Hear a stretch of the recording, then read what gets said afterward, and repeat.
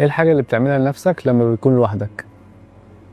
بقعد العب مزيكا وبقرا بس. ده مؤخرا صح؟ بقت الستوريز اللي بنشوفها دي. واركب بقى فاهم. يعني اجيب اغنيه مثلا بتاع خانات الذكريات بس مثلا بتاعت قصاصه كنت مسحول معاها الاسبوع اللي فات. بتقول له عارف السيتويشن عامله ازاي؟ الاغنيه انا بحب اقراها، لو حبيتها قوي احب اقراها مش اسمعها. الدايلوج نفسه.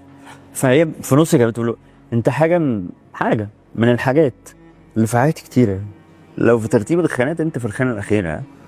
انت جاهل يا ابني في المشاعر والكلام وياك خساره، في امتحان الغدر فاشل حتى مش عارف ايه، وفي خانات الذكريات حط نفسك في المواعيد.